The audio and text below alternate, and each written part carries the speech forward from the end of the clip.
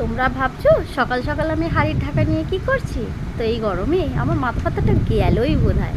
তো আমিও ভাবলাম সবাই কি সুন্দর রোদ্দুরে ডিম ভেজে দেখাচ্ছে, তো আমিও একটু ডিম ভেজে দেখাই যে রোদ্দুরে কিরম সত্যি আদেও ডিম ভাজা যায় কি না। তো আমি এখানে কোনো কড়াই ইউজ করলাম না, কারণ কড়া তো একটু মোটা হয়, সে ননস্টিক হোক যাই হোক। আমি এখানে হাঁড়ির ঢাকা নিলাম, যেহেতু সিলেবার তাড়াতাড়ি গরম হয়ে যাবে।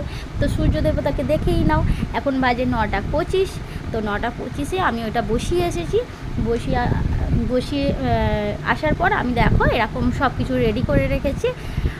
আর আরেকটা কথা, আমি 9টা 25-এ তোমাকে ঘড়িটা দেখালাম, কিন্তু তার আরও আগে আমি ওটা বসিয়ে রেখেছিলাম।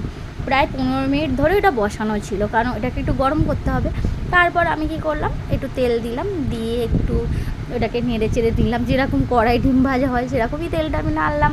কারণ আমি ভাবছি যে আদেও মনে তো হচ্ছে আদেও ডিম ভাজা হবে কি না তা তো জানি না, তবুও একটু চেষ্টা করলাম, সবাই করছে আমিও একটু করে দেখি। কিন্তু এত রোদ্দুর, বিশ্বাস করে আমি দাঁড়াতেই পাচ্ছি না।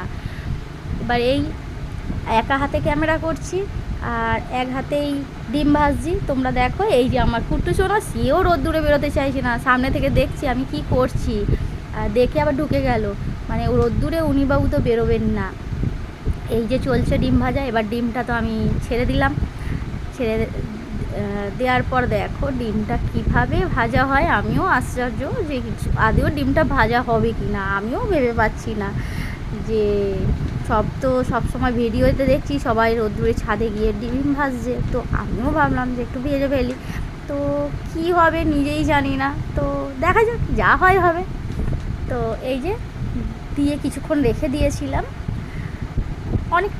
অনেকটা সময় রেখে দিয়েছিলাম গরমে, মানে রোদ্দুরের মধ্যে রেখে দেওয়ার পর একটু আমি তোমাদের ঘড়িটা দেখিয়েও দেবো কখন কি রেখেছি না রেখেছি কতক্ষণ। তো তোমরাও আমার মতো একটু পাগলামিপনা করে দেখো যে এরকম সত্যি আদেও ডিম ভাজা যায় কি না রোদ্দুরের মধ্যে। তো এই যে ডিম ভাজা চলছে আমার, দেখা যাক খেতে পারি কি না আদেও, তা জানি না খেতে পারবো কি না, তবু ভাজি, দেখা যাক না কি হয়।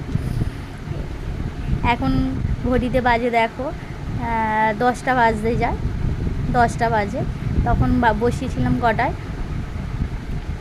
এবার তা 10টার সময় এসে আমি ডিমটা দেখছি, দেখো একটু ভাজা ভাজা, সত্যি কথা একটুখানি সাদা সাদা ভাবটা হয়েছে রোদ্দুরের তাপে। 10টা 10 তখনও আমি আর একবার গেলাম, গিয়ে দেখছি যে হ্যাঁ একটু ভাজা ভাজা হয়েছে, দেখে তো মনে হচ্ছে একটু ভাজা ভাজা হয়েছে। সত্যি কথা বলতে কি, হ্যাঁ সূর্যের আলোয়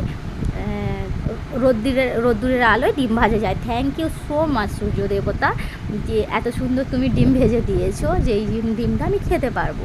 তো এরপর আমি একটু ভাবলাম যে একটু খুন্তি দিয়ে দেখি, খুন্তি দিয়ে দেখছি তোলা তো সেরকমভাবে যাচ্ছে না, কারণ একটা গ্যাসে ভাজলে যেরকম একটা মজমজে ভাব হয় সেই জিনিসটা তো হয়নি, কারণ রোদ্দুরের মধ্যে যতটা মানে তাপ পাচ্ছে ততটাই হচ্ছে।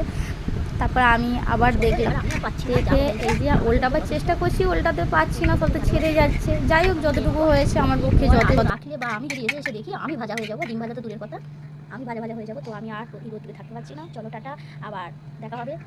এই হলো আমার ডিম ভাজা, তোমরা সবাই দেখে নাও। আর তোমরাও একবার বাড়িতে ট্রাই করো রোদ্দুরে কীভাবে ডিম ভাজতে পারা যায়।